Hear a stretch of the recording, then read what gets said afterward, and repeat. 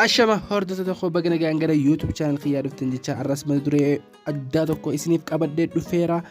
Akkuma wadaa isinii galee mata duree waa'ee Bitcoin akkamitti maayin akka goonuu fi akkasumas akkamitti gara waalleeta keenyaa akkamitti akka deebifnu waalleeta akkamitti uumannuu dandeenya.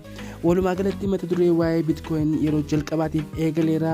Akka irraa fayyadamtan abdiin qaba. Warreen koompitara qabdanis ta'e warreen moobaayil foon qabdan karaa gabaabaadhaan teessaniituma Bitcoin keessan akkamitti akka awutomaatikaalii isiniif dalagu websaayitii adda addaa kan isin garsiisu ta'a. Viidiyoo kana hanga dhumaa daawwachuun warreen haala taatan chaanala kiyya sabiskiraayib godhuun akkasumas iddoo turn on notification jirtu yoo bantan viidiyoon hanga dhiisu kallattumaan akka isin qaqqabu ta'a. Viidiyoo wajjin turtii gaarii.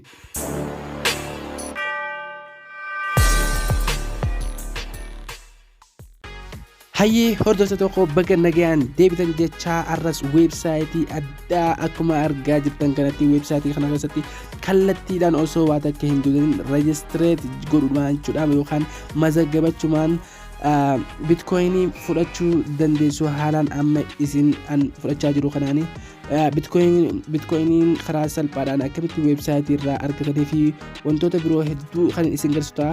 Mee jalqabaa websaayitii kanarraa akkamitti akka fudhatanii fi waan hunda isin agarsiisa. Websaayitii kanarratti awutomaatikaalii deemaa raftaniitu bakkaatanii jechuudha. Guyyaa muraasa keessatti kallattumaan kan fudhatan ta'a. Fakkeenyaaf amma an 0.002720 haala kanaan godhachuu jira jechuudha. Kana baasuudhaaf ammoo 0.006 at least yoo ta'e withdraw godhuu danda'a jechuudha. Erga withdraw guddaaf gabaabaan isin garsiisa. Kanaaf waalleeta banachuu fi kanneen kana fakkaatan tajaajila kana karaa gabaabaan ilaalla. Websaayitiin kunis onlinepool.com jedha.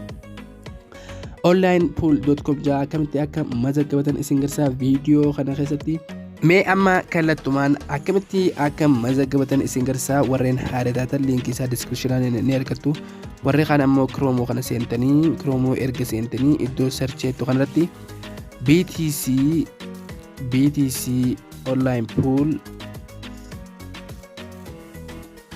BTC online pool.com jettanii iddoo sarchi kana cuqaasuudhaan haala kanaan isiniif seena jechuudha. Warreen haala taatan ammoo liinkii isaa diskiripshinii ni argattu. Liinkuma san cuqaasuudhaan seenuun ni dandeessu jechuudha. Haala kanaan an seenee yookaan mazaggabadhee waan hin jiruuf haala kanaan hojjechuu dandeessu. Wanni isin jedhamu asirratti namoonni wantoota kana hordofanii yookaan itti fayyadamuu beekan yoo heddummaate ta'e iccitiiwwan isaatii fi hiikaa isaa maal akka ta'ee fi gatii isaa fi wantoota adda addaa bitcoinii kanarratti kan isin hojjedhu ta'a. Warreen haala taatan chaanala kiyya sabiskiraayib godhuun akkasumas maatii chaanala kanaa naaf ta'uu hin dagatinaa.